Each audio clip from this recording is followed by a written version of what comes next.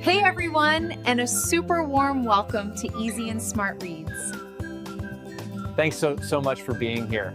Today, we're diving into an absolutely mind-bending book. To Mel Robbins, the Let Them Theory. We're going to break down what it is, where it came from, and how you can actually use it. Exactly. Personal freedom, better relationships. That's the goal. All right, let's set the stage. Before Let Them became a thing, Mel Robbins was in a really tough spot, like seriously tough. She was 41, her husband's business was failing. They were facing $800,000 in debt. Yeah. And she felt like a total failure. She tried so many careers, public defender, lawyer, coach, even had a pottery studio at one point. Just feeling lost. That kind of pressure, though. Sometimes that's where the breakthroughs happen. And her first big one wasn't even let them. It was the 5-second rule. Remember that? Oh yeah, the 5, 4, 3, 2, 1, go. Exactly. That simple countdown. It was about forcing herself to take action. 5, 4, 3, 2, 1. Get out of bed. 5, 4, 3, 2, 1. Make the call. It proved you can't just think your way out of a hole. You have to act. That rule helped her change her relationship with herself, build that internal power. Okay, so that fixed the internal stuff, getting herself moving. But that wasn't the whole picture, right? Right. She got herself back on track, but realized a huge part of happiness, maybe the biggest part, is our relationships. With partners, friends, family, even strangers.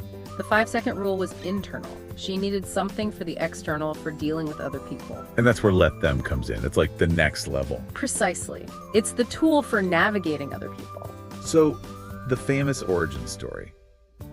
It involves a prom night, doesn't it? Sounds chaotic. Oh, it was peak parental stress. Her son, Oakley's prom. She describes this whole frenzy, the last-minute tux fitting. She spent ages finding the perfect corsage, which he then didn't even like. She was trying so hard to make everything perfect. Been there. Right. But the real meltdown started when about 20 teenagers, all dressed up but now soaking wet from a sudden rainstorm, decided they didn't want the fancy dinner she'd planned. Oh no, where do they want to go? Get this. Amigos Taqueria, a tiny casual taco joint, in the pouring rain, in their prom clothes. Mel was, understandably, freaking out, trying to call other restaurants, worried about them getting sick, ruining their outfits. Total control freak moment, but you get it. Totally. She's battling the rain, the teens, the taco bar, and then her daughter, Kendall, just looks at her mom losing it and says, super calmly, "Mom, if Oakley and his friends want to go to a taco bar, let them." Boom, there it is. That was it. The light bulb moment. Those 2 words, let them. She realized all her stress came from trying to control things she absolutely couldn't and probably shouldn't control. So Let Them is basically stop fighting reality. Stop trying to manage everyone else's choices or feelings. Exactly. It's about conserving your energy. Stop wasting it trying to control the uncontrollable, other people's opinions, moods, actions. It frees you up. Okay, but it's not just passive, right? There's another part to it. Sure, crucial point. It's an equation. Let them is the first part, accepting what you can't control in others. But the power move is the second part, let me. That's where you focus all that freed up energy on what you can control. Which is? Your own thoughts, your own actions, your own feelings, your responses.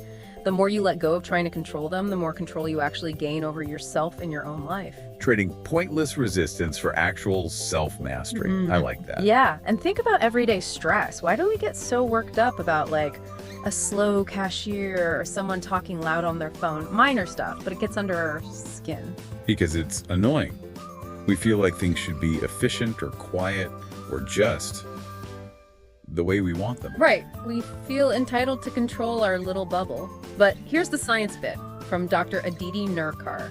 Stress literally hijacks the thinking part of your brain, the prefrontal cortex. So when I'm fuming in line, my rational brain is offline. Pretty much. You're in survival mode, fight or flight, overspilled coffee, it's automatic. But let them is the hack. Saying it, even in your head, is like a deep breath for your brain. It interrupts the spiral. Okay, let them be slow. Let me decide not to let this ruin my mood. You take back control of your response. That's powerful for small stuff. But what about bigger fears, like worrying what people think? Mel Robbins talks about wanting to be a speaker, but being terrified to post online for years. 2 whole years. She was paralyzed by imagining friends and family thinking, who does she think she is? Or what a fake. Oof. That's relatable. So how does let them fix that? Just let them judge you. Feels weird. It feels weird until you accept a hard truth.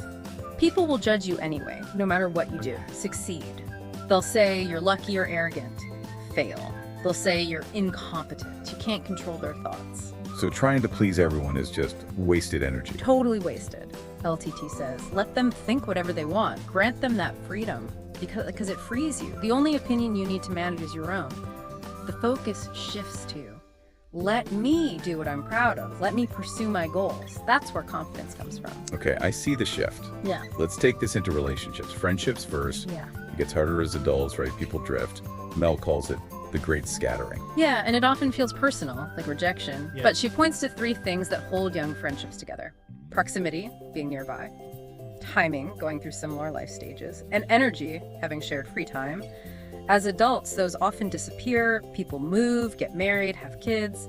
Priorities change. So LTT here is, don't take it personally. Basically, yes. Let them move. Let them make new friends. Let them be busy. It's usually structural, not personal. But crucially, the let me part is about taking responsibility for the friendships you want. The go first habit she talks about, like be the one to reach out. Exactly. Smile first. Ask the question first. Invite someone first. Introduce yourself first. Even if it feels awkward or you might get turned down, you control the action of trying to connect. You let them decide how to respond. You're not attached to the outcome. That takes guts, but I see how it puts you back in charge. Now, what about dealing with difficult people? Adults acting like kids, silent treatment, guilt trips, meltdowns. Ugh. Yes, the instinct is always to try and fix it or calm them down, right? Right. Make it stop. Totally. LTT draws a firm line here. Repeat after me.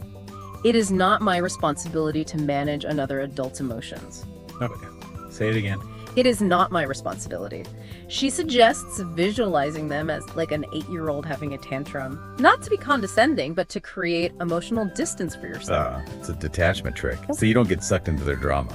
Precisely. It shifts your response from panic or guilt to maybe compassion or just setting a boundary. You let them have their feelings. They're just feelings. They'll pass. And you focus on, let me stay calm and decide how I want to handle this. But what if your decision causes them pain? Like ending a relationship that's not right for you. That hurts the other person. Doesn't let them feel hurt sound kind of cold. That's a really important distinction. LTT isn't about being callous. Empathy is still key understanding their pain. But you're not responsible for their natural emotional reaction, like sadness or anger, to a choice that's necessary for your well-being. So you acknowledge their feelings, let them grieve, let them be angry, that's healthy, but let me still make the right decision for my life, even though it's hard. You got it. You prioritize your integrity over their temporary discomfort. It's tough, but necessary sometimes. Okay, let's apply this to the dating world. So much confusion there. Mixed signals. Ghosting. Mel has a really blunt take on this. People's behavior tells you everything. Stop analyzing, stop making excuses. If you're confused, that's your answer. The simple rule. If they like you, you'll know. If they don't, you'll be confused. But what about, genuine reasons? Maybe they are busy. LTT cuts through that by focusing on consistent effort.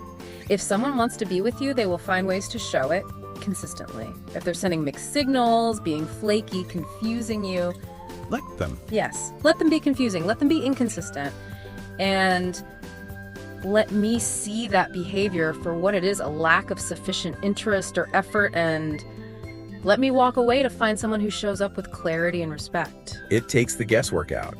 You stop trying to fix or understand them and just react to the reality of their actions. It's the ultimate filter. Saves you so much time and heartache. So bringing it all together, LTT is really about reclaiming your energy, isn't it? All that energy we waste resisting things, waiting for people, wanting approval. You redirect it. You pour it back into yourself, into building the life you want. It leads to this core realization. You are the most important relationship you have. How you treat yourself is the foundation for everything else. It's entering your let me era. Exactly. Let me prioritize my happiness. Let me set boundaries that protect my peace. Let me chase my dreams without waiting for permission. Think about the cost of not doing this all the time, the opportunities, the peace lost because you were so focused on controlling or reacting to externals. That's a powerful thought. The moment you stop letting others consume your energy is the moment you really step into your own power. Welcome to your Let Me era. The life you want. It's actually in your control starting now. Wow. I'm really looking forward to hearing from you. What book do you think we should tackle next? Drop your suggestions in the comments below. I can't wait to see them.